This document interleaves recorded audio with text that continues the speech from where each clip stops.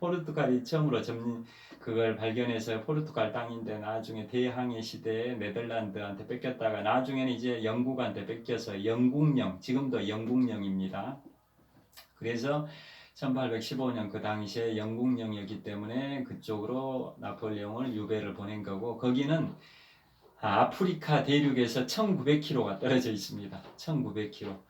엘베아섬 유배 갔을 때는 이탈리아 반도에서 10km밖에 안 떨어졌었는데요.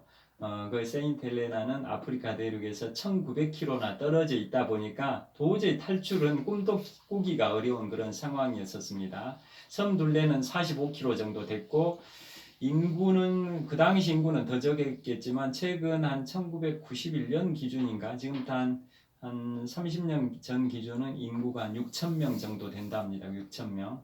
그런데 이제 1815년 나폴레옹이 유배됐던 그 시기는 1815년은 지금부터 한 205년 전인데요. 205년 전에는 인구가 그보다는 적었겠죠.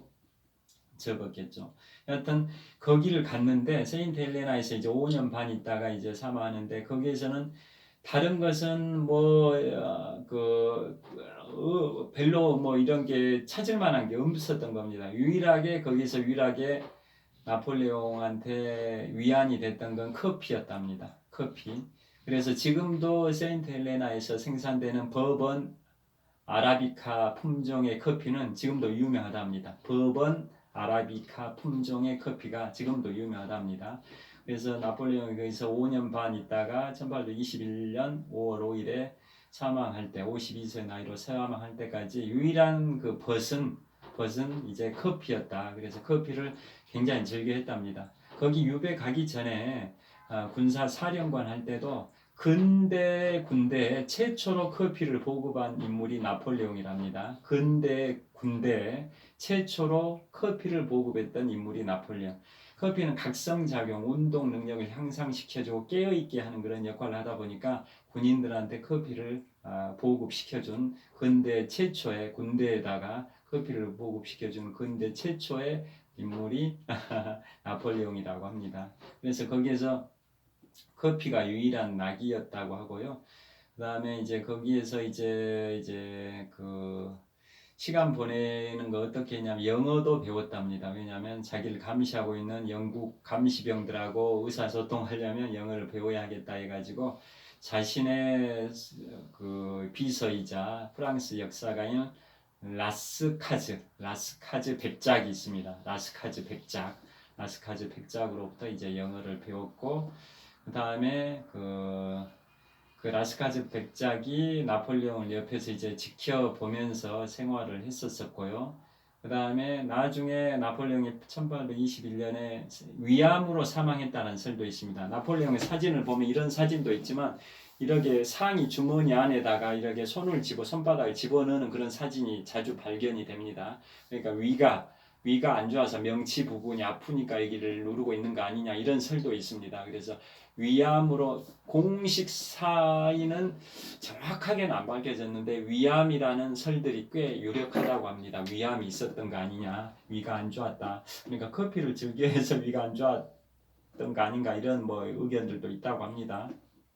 여하튼 거기에서 영어도 배웠고 자기의 비서이자 이제 프랑스 역사가인 라스카즈 백작한테 자기의 이제 구술을 합니다. 불러줍니다. 일종의 회상록 비슷하게 쓰도록 불러줍니다. 자기의 지난 삶을 되돌아보면서 불러주게 되고 그 내용들이 나중에 나폴레옹이 죽고 나서 2년 후인 1823년에 세인트 헬레나의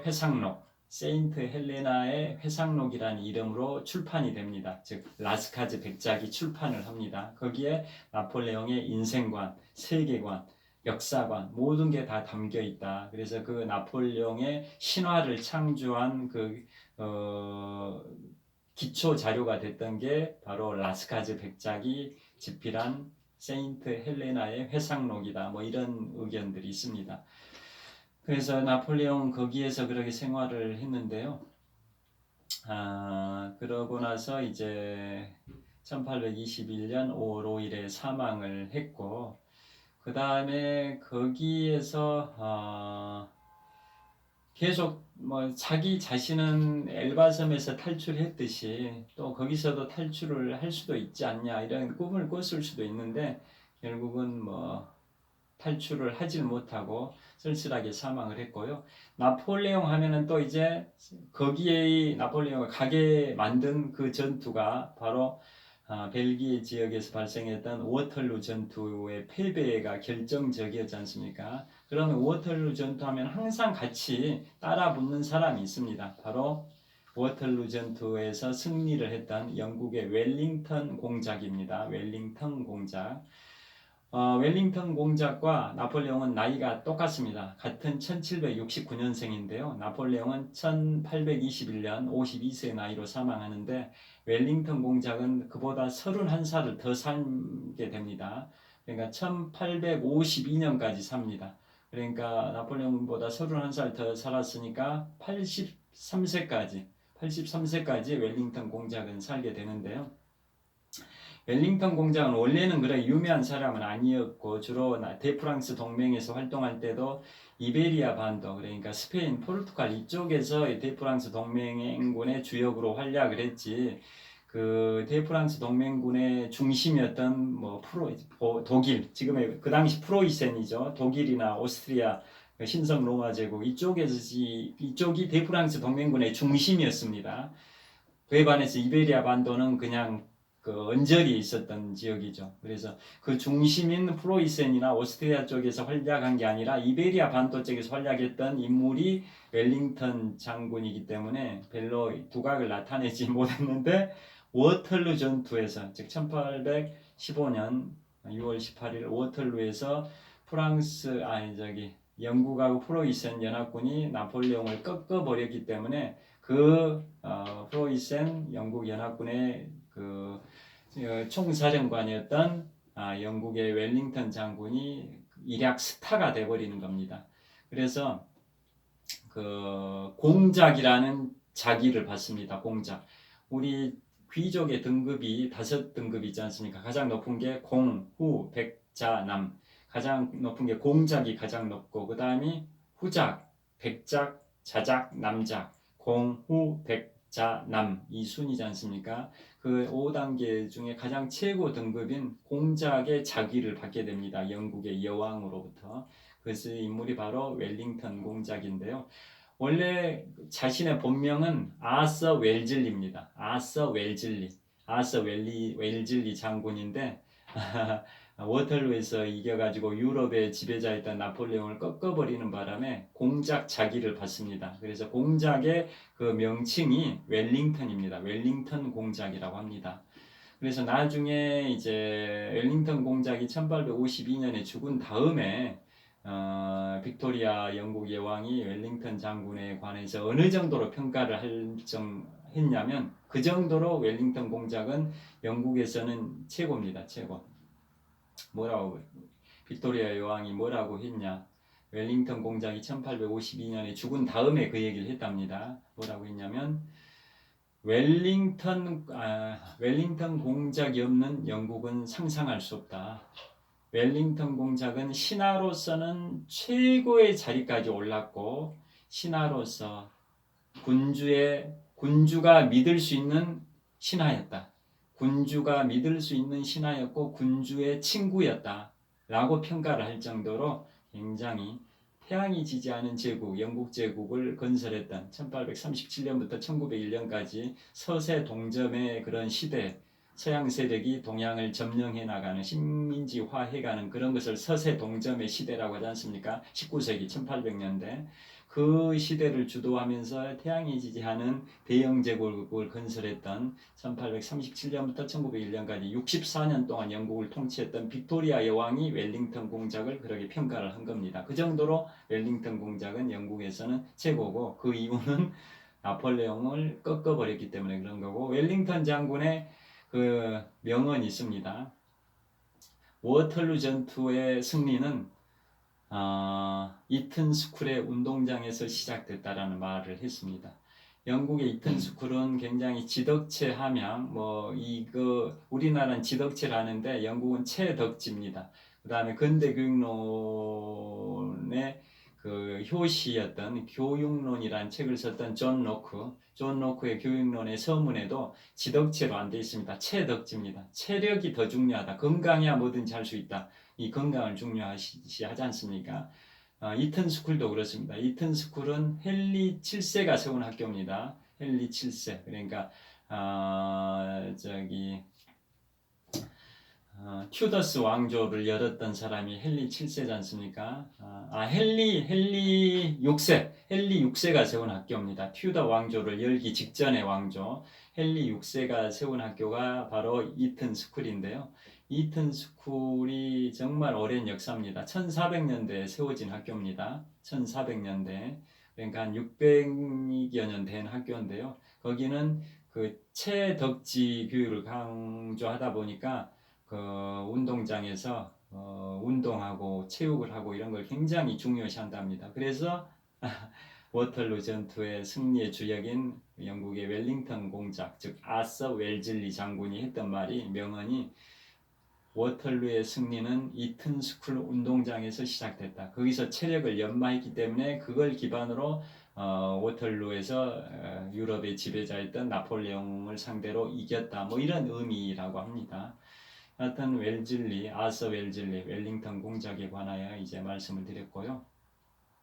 그래서 지금까지 이제 나폴레옹의 생애에 관하여 말년을 보냈던 세인트 헬레나에서 보냈던 그 시기에 관해서 이제 말씀드렸는데요. 그 세인트 헬레나가 그래서 거기는 그 전에는 이제 영국령이라고 말씀드렸지 않습니까? 거기를 가려면 남아프리카 공화국의 케이프타운, 희망봉 근처죠. 남아프리카 공화국의 케이프타운에서 배를 타고 닷새 5일을 걸려야 간답니다. 그게 영국 국립 우체국 선이랍니다. 우편물을 배달하는 영국 우체국 선박인데요. 그 배를 타고 시속 28km의 속도로 5일을 가야 거기에 도달할 수 있을 정도로 먼 거리였습니다. 그것도 3주에 한 번 간답니다. 3주에 한 번. 3주마다 3주 주기로 우체국 배가 가는데 그 배에 이제 우편물, 식료품, 다양한 뭐 이런 뭐 보급품들이 거기 실리겠죠. 3주마다. 그게 없으면은 외부 바깥 세상과의 통로가 끊겨버리죠. 세인트 헬레나 주민 입장에서는. 그래서 3주에 한 번씩 오는 그것도 닷새 걸려서 시속 28km의 속도로 닷새 걸려서 오는 그 배가 영국 국립 우체국 선박인데요. 그런데 그러기 불편했는데 지금부터 3년 전인 2017년에 거기에 활주로가 생겼습니다. 활주로. 그래서 이제는 비행기가 갑니다. 비행기. 불과 3년 전 2017년에 거기에 활주로가 생겼는데 원래 활주로를 쌓을 수 없는 건설할 수 없는 화산섬인데요. 그 높은 봉우리 산을 다 깎아가지고 계곡을 메우고 그래서 가까스로 1950m 길이의 활주로를 건설했답니다. 1950m면 우리 한라산의 높이하고 똑같습니다. 1950m. 그 길이에 1.95km의 활주로를 깔아가지고 지금부터 3년 전에 그게 깔려가지고 이제는 비행기가 남아프리카 공화국의 수도인 요하네스버그에서 출발한 비행기가 서아프리카의 나미비아를 경유해서 세인트 헬레나까지 이제 6시간이면 간답니다. 그러니까 그 전에는 시속 28km의 속도면 빠릅니다. 한강 유람선 속도가 한 15km밖에 안 됩니다. 그런데 시속 28km의 속도로 비교적 빠른 속도로 가도 5일이나 걸렸는데 이제는 비행기로 가니까 6시간 만에 거기를 갈 수 있게 됐답니다. 그만큼 이제 상전벽해입니다. 세상이 많이 바뀌었습니다. 그래서 지금까지 세인트 헬레나에 관하여 이제 말씀드렸고요.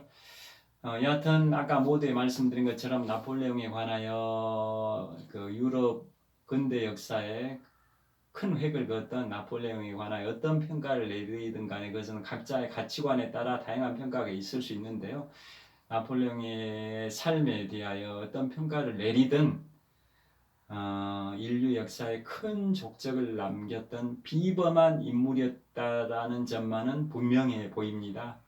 그래서 지금까지 220년 뭐 1815년에 워털루에서 패배하고 1821년에 죽었으니까 내년 즉 2021년이면 나폴레옹 서거 200주년이 됩니다. 서거 200주년. 1821년에 죽었으니까 내년 2021년이면 나폴레옹 서거 사망 200주년이 됩니다.